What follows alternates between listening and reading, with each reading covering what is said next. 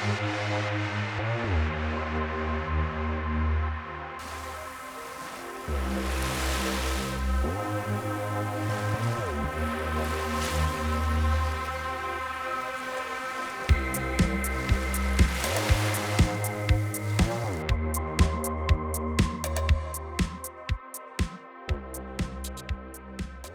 there, my name is Paul Herman, and I'm a member of the Woodbury University School of Business Advisory Board.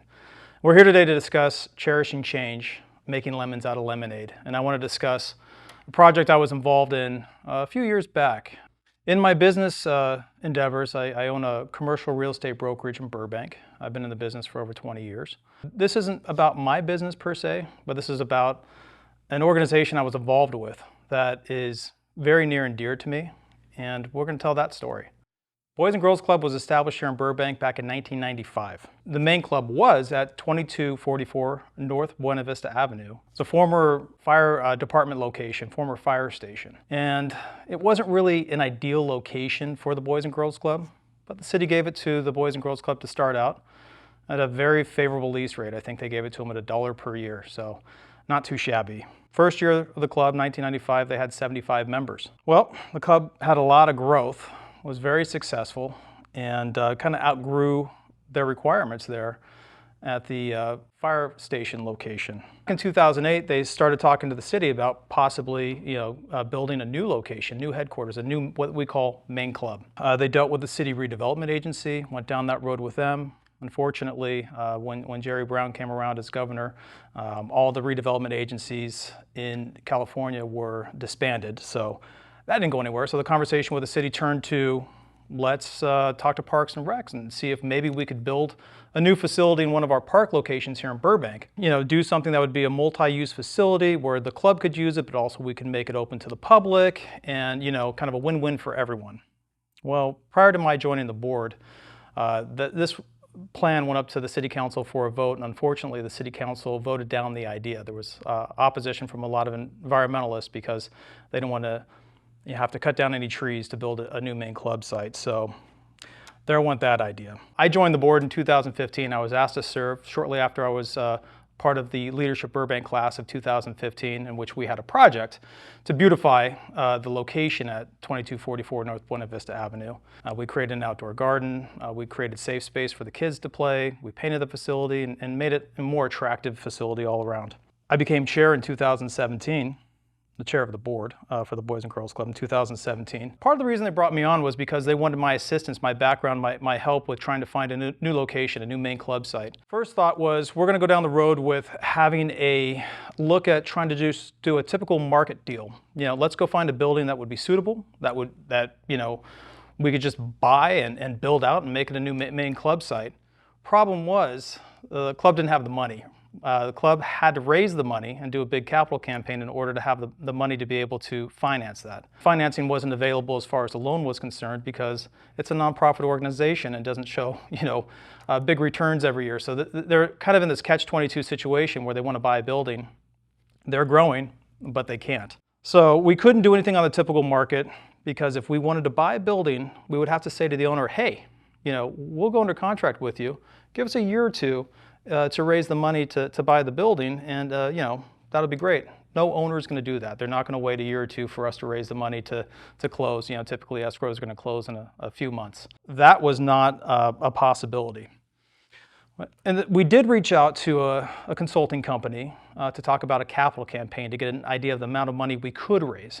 And the amount of money we could raise, according to the consultant who surveyed, all these people who were benefactors of the club and people, in the community, came back to us and said, we think you guys can raise about $6.5, maybe $7 million. Okay, well, that's a pretty good number. That gives us something to work with. We had a former mayor of Burbank and one of the founders of the club. His name was Dave Golonsky. Dave reached out to us and said, hey, I know this perfect site. It's over at Providencia Elementary School. It's this parking lot location. It's behind the school. The district doesn't really use it. They use it for parking, basically, for AYSO games on the weekends. And that was, he said, that's a site I think could work. So we looked at it, and we looked at it, and we looked at it. We said, you know what? We don't have a lot of options. Let's see if we can make it work. So we reached out to Burbank Unified School District, BUSD, and we said to them, hey, here's our plan. This is what we like to do. We'd like to build a new main club, and you know, it's going to be great because it'll be next to the school. Maybe we could share the yard facilities and the green area and all that kind of stuff. And the district was a little hesitant at first because there's lots of hurdles you have to jump through. We had to do a lot of public outreach. We had to go through some, you know, public campaigning that's required to do by, you know, state law to do notifications and to have these kind of meetings to get public approval to use this excess land. Talked to the attorneys for the city, negotiated a structure for the deal. And this very complicated structure because we had to do a 50-year lease. But how are we going to lease it, you know, immediately if we don't have the money in place to actually do the build out? So we had to basically draft another form, which was an option to lease. So we did the option to lease with this very sophisticated lease agreement behind it. How much is it going to cost to build, or what are we going to build, or what's it going to look like?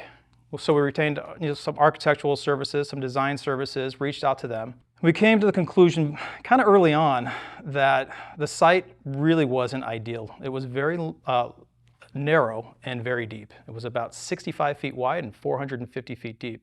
It presented a lot of challenges for construction and building a new site. Fire department wasn't happy because they have to like to have, you know, access to both sides of the building. Well, how are we going to have a 25-foot fire lane when we only have 65 feet of depth, and you want to build a building somewhere, or width, I'm sorry, you want to build a building somewhere on that site? Just became, you know, hurdle after hurdle. Because it's on the state, on a school site, you had to deal with a state architect, which is a very difficult office to deal with. They make you do all your construction to the highest level of code. We started, you know, reaching out to some modular builders because we decided that's probably going to be the most effective and easiest way to go. We started getting, you know, construction numbers back to say how much it's going to cost to build this thing, to do all the site improvements that were needed because it had no utilities. You know, there was just a lot of work that had to be done to actually, you know, build this thing out. We started getting our numbers back. Numbers came in about $9.5 million. And if you remember, I said that, you know, our capital campaign consultant said 6.5, maybe 7. So we're looking at $9.5 million, and our architects are saying, yeah, and that's kind of like the best case scenario. There's a good chance we could be looking at, you know, 10, 10.5, maybe 11 million bucks. And we're like, this is not going to work. This is impossible. Everyone believes that the Boys and Girls Club is a national organization, which it is. It's a Boys and Girls Club of America, but it's a federated model, which means that we are our own chapters. Basically, we're like franchises. So the Boys and Girls Club of Burbank and Greater East Valley, it's its own corporation. It's its own business. We are, you know, tied to the Boys and Girls Club of America, but they don't fund us. We are self-funded. We're funded by people in the community. We are not funded by the Boys and Girls Club of America. They didn't give us money for this building. We had to go out there and raise the money ourselves by going into our community and finding people who believed in us. We just didn't know what to do. Thankfully, in the meantime, because we had conversations with a lot of our major benefactors, the Disney company reached out to us and said they wanted to give us $1 million as seed money for our capital campaign. And this was fantastic. This was a great thing. We had a big ceremony and kind of a ribbon cutting, even though we weren't starting construction, but it was just an awesome event. And they gave us that $1 million. And what that $1 million did was gave us legitimacy. It said, hey, we believe in you guys. And so it allowed us to go to other, you know, possible benefactors and funders and say, hey, look at, you know, Disney believes in us. Why don't you? Those benefactors were very concerned with the location. They wanted hard figures for construction, timelines, what's going to happen. And then the pandemic hit. So all this was back in, you know, we started this process in 2017. Pandemic hits in 2020. You know, it takes years to get these projects moving, and we're just kind of spinning our wheels. And lo and behold, we get word that a new site is coming up, a new site in Burbank, a Salvation Army site on 3rd and Angelino in downtown Burbank. The CEO of the Boys and Girls Club, Shannon Warren, and I did not have like high expectations that this was going to be the right facility for us, but we decided to go see it anyways because who knows.